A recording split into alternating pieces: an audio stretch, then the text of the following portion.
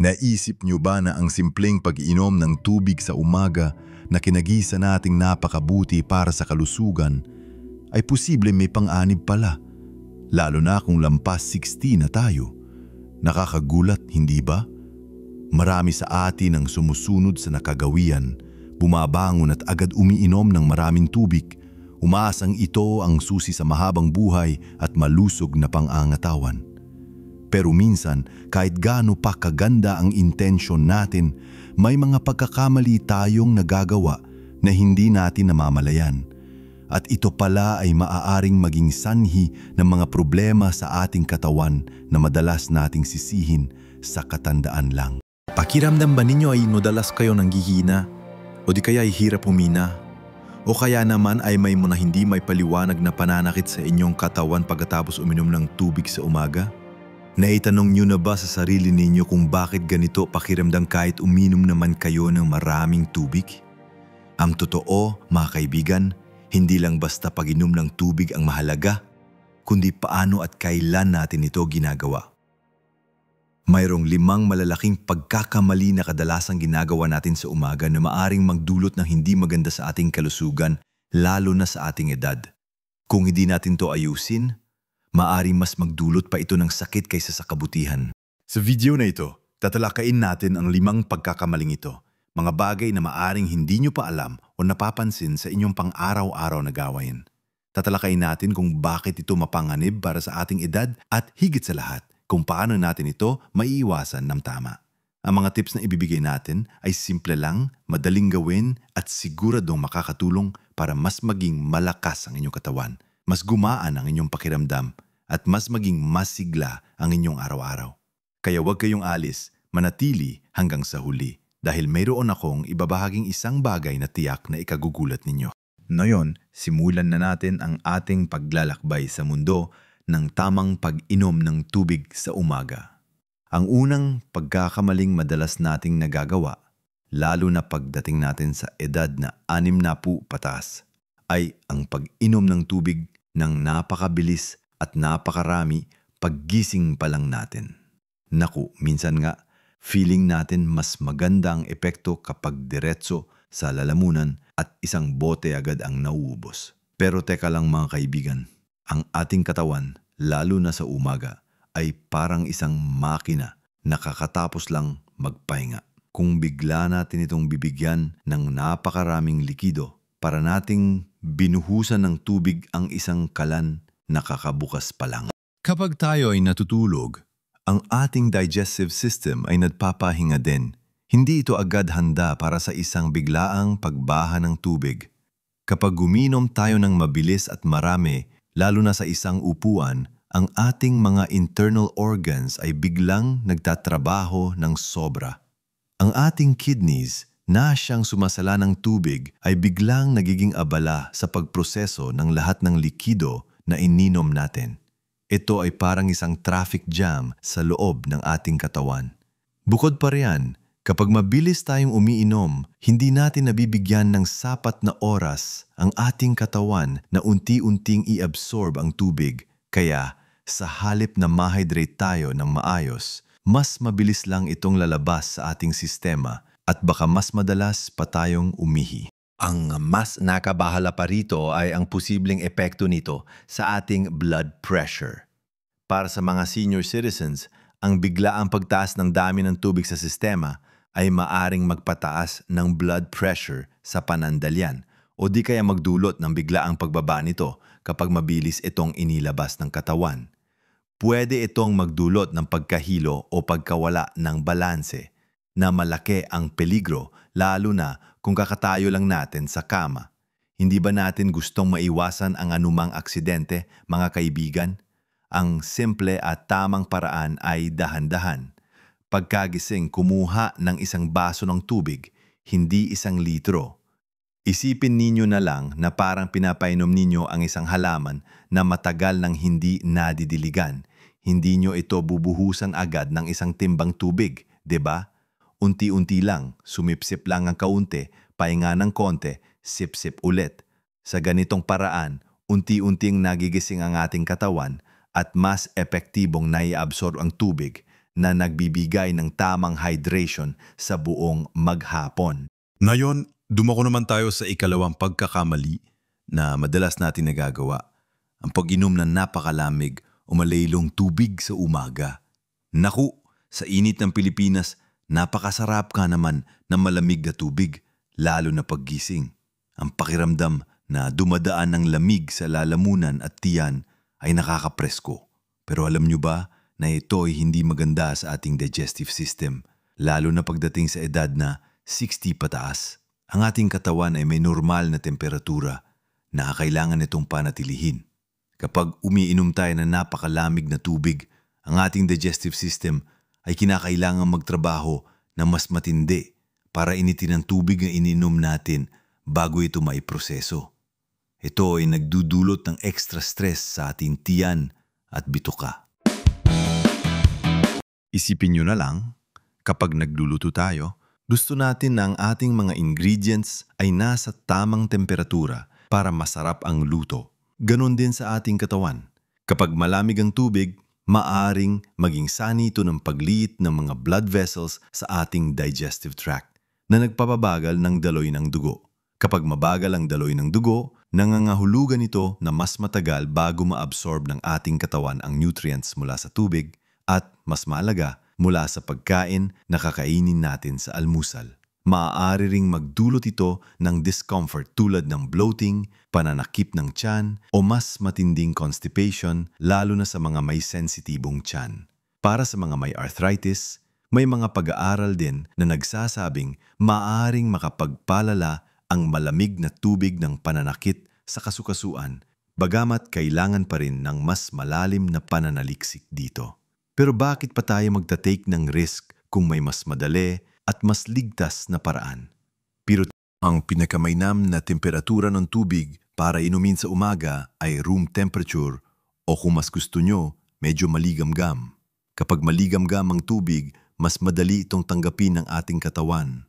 Hindi na kailangang gumamit ng labis na enerhiya para initin ito. Sa katunayan, ang pag-inom ng maligamgam na tubig sa umaga ay nakakatulong pa nga sa paglilinis ng ating digestive system, nagpapabilis ng metabolic rate at nakakatulong sa paglabas ng toxins sa ating katawan. Ito ay parang isang malumanay na paggising para sa ating loob. Mas maganda ang daloy ng dugo, mas madali ang pagtunaw ng pagkain at mas komportable ang pakiramdam natin sa buong umaga. Kaya sa susunod na bubuksan ninyo ang ref para kumuha ng malamig na tubig, subukan nyo muna ang isang baso ng room temperature na tubig. Mararamdaman ninyo agad ang pagkakaiba. Ngayong napag-usapan na natin ang pag-inom ng mabilis at ang pag-inom ng malamig na tubig, dumako naman tayo sa susunod na mga pagkakamali na kailangan nating iwasan. Ngayon, ipagpatuloy natin ang ating pagtuklas sa mga pagkakamali sa pag-inom ng tubig sa umaga. Ang ikatlong pagkakamali na madalas nating hindi napapansin ay ang pagpapabaya sa kalidad at pinagmulan ng tubig na ating iniinom. Akala natin basta tubig okay na, pero hindi lahat ng tubig ay pantay-pantay, lalo na kung lampas 60 na tayo at mas sensitibo na ang ating katawan sa anumang dumi o kemikal. Sa Pilipinas, mahalaga ang pagiging maingat sa inuming tubig. Meron tayong tap water, filtered water, purified water, at distilled water. Ang tanong, alin ba sa mga ito ang pinakamainam para sa atin, lalo na sa umaga? Kag uminom tayo ng tubig na hindi sapat ang kalinisan, tulad ng diretsong galing sa gripo na hindi nasala o pinakuluan na maayos, inilalagay natin sa panganib ang ating kalusugan. Mari ito maglaman ng bakterya, viruses o kahit chemical. Para sa ating mga senior, ang immune system ay hindi na kasing lakas ng dati. Isang simpleng contamination sa tubig ay maaring magdulot ng matinding pagtatae, pagsusuka o iba pang impeksyon na mahirap gamutin at maaring magdulot ng seryosong komplikasyon. Kaya mahalaga na siguruhin natin na ang tubig na ininom natin ay malinis at ligtas. Kung mayroon kayong water filter sa bahay, siguraduhin na regular itong nililinis at pinapalitan. Kung bumibili kayo ng purified water, piliin ang mga mapagkakatiwalaang brand. Kung galing sa balon, pakuluan muna ito ng mahigit 10 minuto bago inumin. Ang simple at malinis na tubig ay mahalaga para sa ating kalusugan, lalo na sa umaga kung kailan sensitibo ang ating digestive system.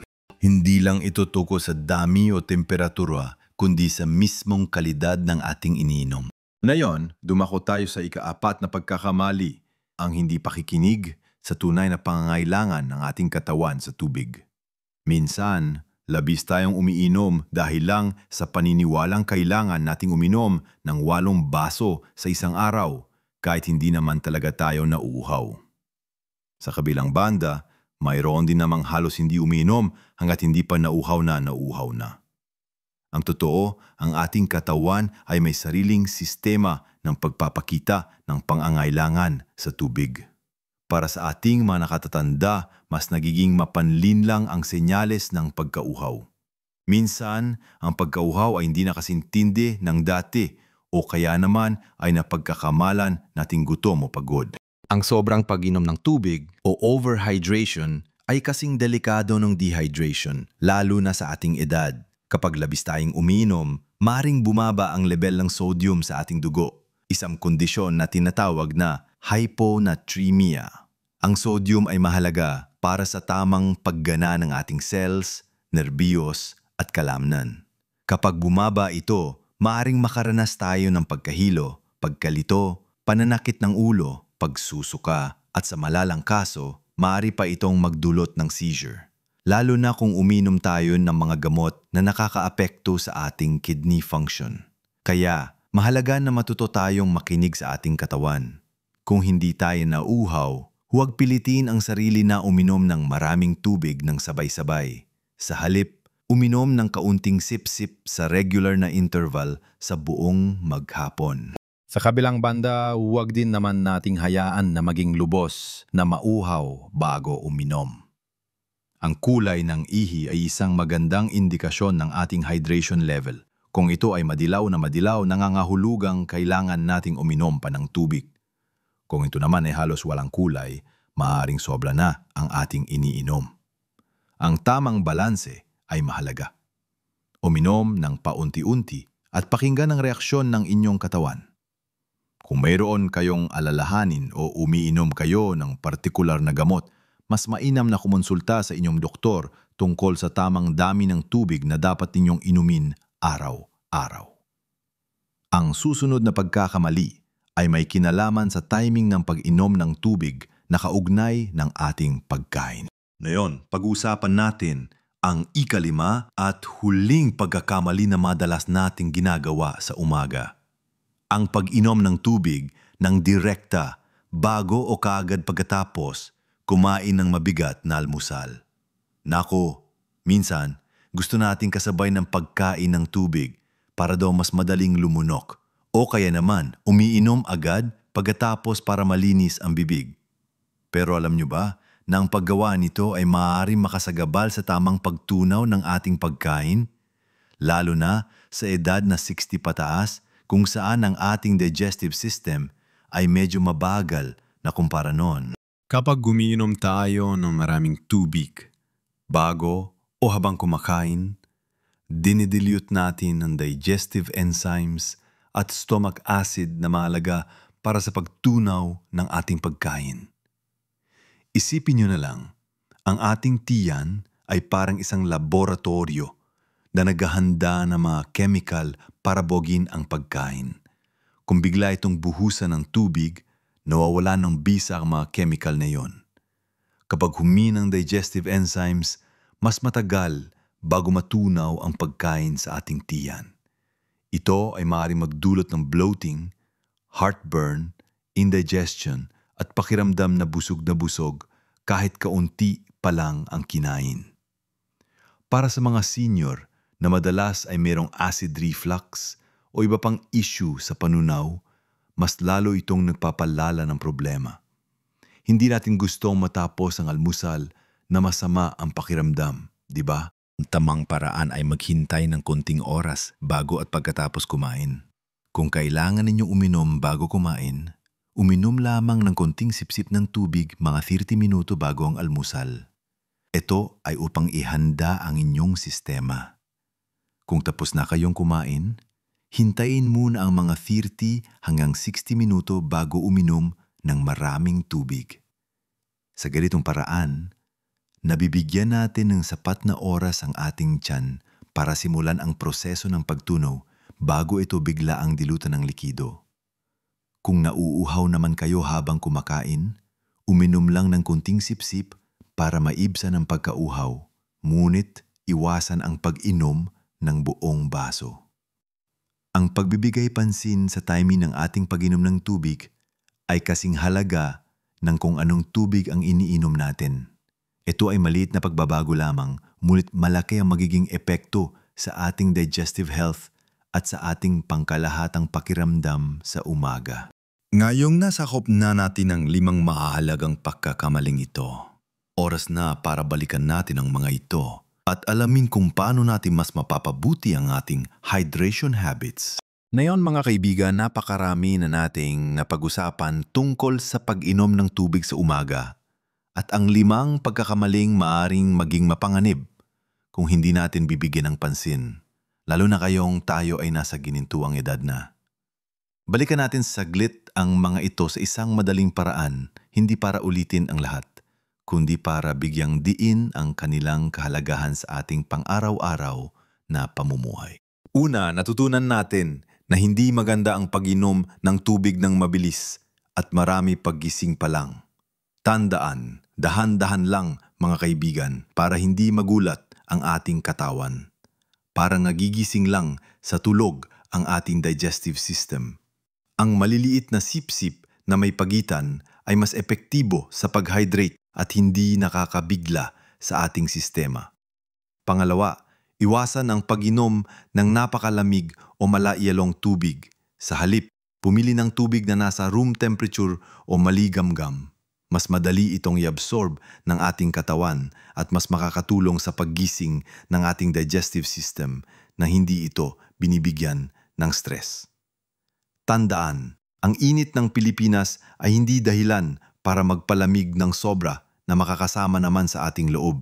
Ikatlo, palaging tiyakin ang kalidad at pinagmulan ng inyong tubig. Huwag ipagsapalaran ang inyong kalusugan sa tubig na hindi sigurado ang kalimisan. Gumamit ng filter, bumili ng mapagkakatiwalaang purified water o pakuluan ng tubig kung kailangan. Ang malinis na tubig ay pundasyon ng malusog na katawan, lalo na para sa atin na mas madaling kapitan ng sakit. Ika-4, makinig sa inyong katawan. Huwag pilitin ang sarili na uminom ng labis kung hindi naman nauhaw at huwag din namang hayaan ang sarili na maging lubos na uhaw bago uminom. Matuto tayong basahin ang sinyales ng ating katawan tulad ng kulay ng ating ihi para malaman kung sapat ba ang ating hydration. Ang balanse, ang susi. At ang ikalima, iwasan ang pag-inom ng maraming tubig bago o kaagad pagkatapos ng mabigat na pagkain. Bigyan ng sapat na oras ang inyong digestive system para magtrabaho. Ang pagdidilute ng digestive enzymes ay maaring magdulot ng discomfort at masamang panunaw. Kaunting sip-sip lang habang kumakain kung kailangan at maghintay ng mga 30 minuto bago at pagkatapos kumain bago uminom ng marami. Ang mga pagkakamaling ito ay tila maliit lang ngunit ang kanilang pinagsama-samang epekto sa loob ng maraming taon ay maaring magdulot ng malaking pinsala sa ating kalusugan. Pero ang magandang balita mga kaibigan ay hindi pa huli ang lahat. Ang pagbabago ay nagsisimula sa maliliit na hakbang at kaalamang tulad nito. Ang bawat isa sa atin ay may kakayahang baguhin ang ating mga nakagawian para sa mas mabuting kalusugan. Hindi naman natin kailangang gawin lahat ng sabay-sabay. Maaari nating simulan sa 1 o 2 pagbabago na sa tingin natin ay pinakamadali para sa atin. Halimbawa, simulan niya muna sa pag-inom ng maligamgam na tubig sa umaga at unti-unti niyong idagdag ang iba pang mga tip. Tandaan ninyo, ang ating kalusugan ang pinakamalagang yaman na mayroon tayo. Ito ang magpapaintulot sa atin na patuloy na makasama ang ating mga mahal sa buhay, makapaglaro sa ating mga apo at mas maranasan ang ganda ng buhay sa bawat yugto. Huwag nating pabayaan ang ating sarili. Ang bawat sipsip ng tubig ay mahalaga at ang pag-inom nito ng tama ay susi sa isang mas malusog at mas masiglang buhay lalo na ngayong lampas 60 na tayo.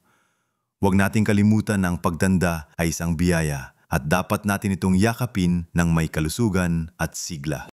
Inasahan kong marami kayong natutunan mula sa videong ito. Kung mayroon kayong sariling karanasan o tips na nais ibahagi tungkol sa pag-inom ng tubig sa umaga, huwag magatubiling ibahagi ito sa comment section sa ibaba. Ang inyong mga kwento at payo ay malaking tulong sa iba pagkagaya natin. Gusto kong marinig ang inyong mga inisip at matuto rin mula sa inyo. Kung nagustuhan ninyo ang video na ito, pakiusap, bigyan nyo kami ng like. Malaking tulong ito para mas marami pa ang makakita ng ating channel at para mas marami pa tayong matulungan. At syempre, huwag kalimutang mag-subscribe sa aming channel para hindi kayo mahuli sa aming mga susunod pang makabuluhang video tungkol sa kalusugan at masayang pamumuhay para sa ating mga senior. Ang inyong suporta ay malaking inspirasyon para sa amin. Salamat sa inyong panonood mga kaibigan. Sana'y patuloy nating pagyamanin ang ating kalusugan at buhay. Alagaan ninyo ang inyong sarili at tandaan, mabuhay ng buong buo sa bawat edad hanggang sa muli.